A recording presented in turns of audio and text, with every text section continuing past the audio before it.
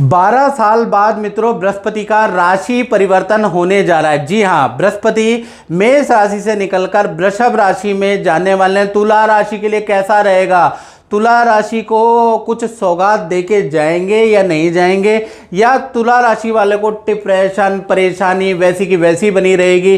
बृहस्पति के गोचर से कुछ फायदा मिलेगा या नहीं मिलेगा, इसके बारे में इस कार्यक्रम में चर्चा करेंगे। वैसे भी तुला राशि का अगर देखा जाए तो ये जो गोचर है आपके अष्टम भाव में हो रहा है, यानी आपकी राशि से अष्टम भाव में यह गोचर हो रहा है। और शास्त्र के अनुसार लिखा है कि अष्टम स्थाने स्थितो जीवा भाग्य वृद्धिदायका, यानी अष्टम स्थान के अंदर जब भी बृहस्पति आपके गोचर में आते हैं तो कहीं ना कहीं छठे का संबंध आठवें से हो जाता है। 6-8 का जब संबंध हो जाता है, नेगेटिव का जब संबंध हो जाता है तो कहीं ना कहीं विपरीत राजयोग बनता है, यानी परेशानी के अंदर भी सॉल्यूशन मिलना शुरू हो जाता है। यानी कि कहीं ना कहीं जो भी संघर्ष है उसके अंदर विजय प्राप्त होनी स्टार्ट हो जाती है। जिस प्रकार से कुंदन तप के सोना बनता है, उसी प्रकार से परेशानियां आके आपके जीवन में आप भाग्य की वृद्धि करते हैं, आपके आत्मविश्वास की वृद्धि करते हैं। तो कुल मिला के देखा जाए तो ये जो विपरीत राजयोग है, यानी विपरीत परिस्थिति में भी आप को लाभ मिलेगा और अनुभव भी मिलेगा। इसके बारे में चर्चा कर लेते हैं। देखिए, बृहस्पति जब अष्टम भाव के अंदर गोचर करेंगे तो कहीं ना कहीं अचानक कोई बड़ी लॉटरी, कोई लकी ड्रॉ आपका लग सकता है, कोई जैकपॉट में भाई आपका नंबर आ सकता है। अब आप कहेंगे तुला राशि वालों कि मैंने लकी ड्रॉ की बात क्यों की, कि बहुत लोगों के लकी ड्रॉ लगते हैं इसलिए मैंने बात की।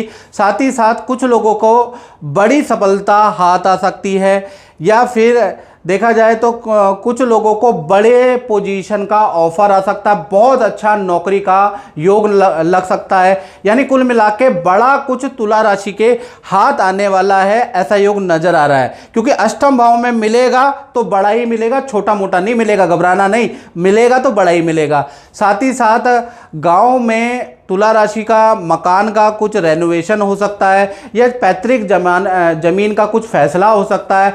पहाड़ों की यात्रा इस गोचर के कारण आपकी ज़्यादा रहने वाली, और ये मैं आपको बता दूं ये जो गोचर है 1 मई 2024 से लेकर और कहीं ना कहीं 29 मार्च 2025 तक रहने वाला है। तो यानी कि यहाँ तक तुला राशि वाले घर में टिकेंगे नहीं, कभी इस पहाड़ की यात्रा, कभी उस तीर्थ की यात्रा, कभी उस एडवेंचर पे आप जाते ही रहेंगे।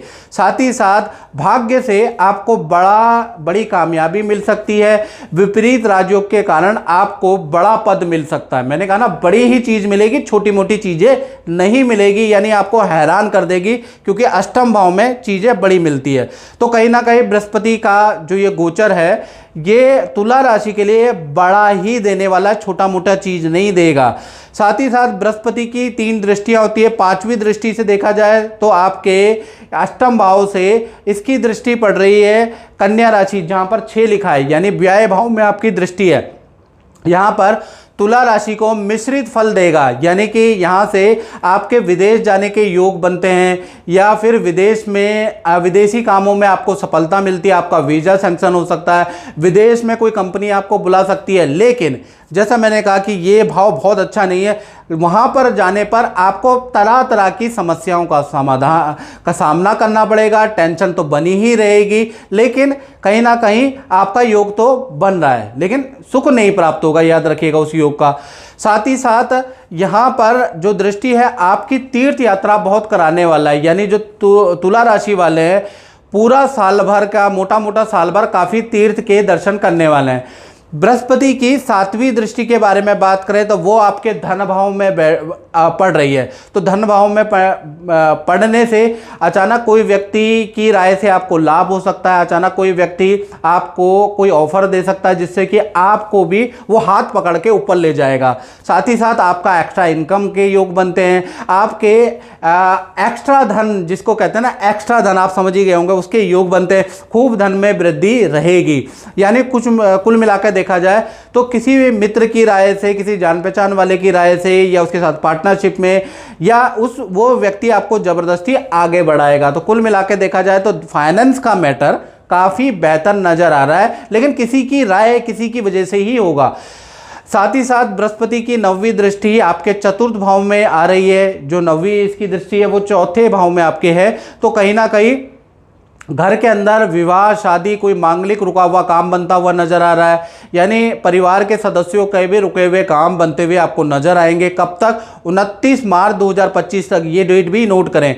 साथ ही साथ आपके वाहन खरीदने के योग या प्रॉपर्टी का रेनोवेशन या प्रॉपर्टी खरीदने के योग भी आपके नजर आ रहे हैं। यदि आप तुला राशि के और स्टूडेंट है तो विद्या के लिए बड़ा जबरदस्त ये 29 मार्च 2025 तक समय रहने वाला है, यानी बृहस्पति का रोटेशन स्टूडेंट के लिए बड़ा लाभकारी है। यदि आप राजनीति में हैं या आप किसी सार्वजनिक क्षेत्र में हैं, जनता के सेक्टर में आईएएस पीसीएस अधिकारी हैं, या फिर आप डॉक्टर हैं, या आप जज हैं, तो या आप मीडिया से संबंधित है, तो आपकी भी बहुत अच्छी ग्रोथ करता हुआ नजर आएगा बृहस्पति का ये गोचर। और खासकर जो 9वीं दृष्टि जो चतुर्थ भाव में पड़ी है, इस दृष्टि से आपको लाभ होगा।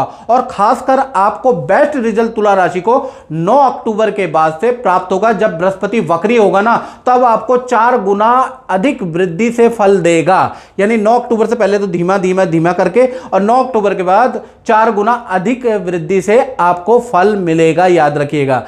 तो मित्रों ये थी तुला राशि की गोचर बृहस्पति का। और मित्रों ये हमने जनरल प्रेडिक्शन आपको बताई है। यदि आपको अपनी कुंडली से संबंधित बिल्कुल एक्यूरेट जानना है, क्योंकि कहा जाता है ना मित्रों, जन्म पत्रिका हर कोई बाचे, कर्म ना बाचे कोई। हम तो भाई जन्म पत्रिका बाच रहे हैं, बाकी आपने कैसे कर्म किए हमें नहीं पता, उसकी वजह से आपके शुभ रिजल्ट में कमी हो सकती है। यानी कि जो हम बता रहे हैं और आपके कर्म अच्छे नहीं है, तो कहीं ना कहीं वो जो शुभ रिजल्ट है आपको प्राप्त नहीं होंगे। इसलिए आपको 7210124289 जो मेरा व्हाट्सएप नंबर आ रहा है, इसमें अपनी कुंडली दिखानी चाहिए। गंभीर कोई समस्या है, कोई गंभीर निर्णय आपको लेना है, तो भाई आपको व्हाट्सएप पे दिखाना पड़ेगा, अपने उपाय लेने पड़ेंगे। अच्छा बुरा रिजल्ट है उसके भी आपको उपाय ले लीजिए, मुझसे टेलीफोनिक अपॉइंटमेंट ले लीजिए। देश में बैठे हैं, विदेश में बैठे हैं, जंगल में बैठे हैं, आप व्हाट्सएप तो कर ही सकते हैं, तो व्हाट्सएप करके आपको जरूर समाधान प्राप्त होगा। तो मित्रों इस कार्यक्रम में बस इतना ही, मुझे दीजिए इजाजत। जय माता दी।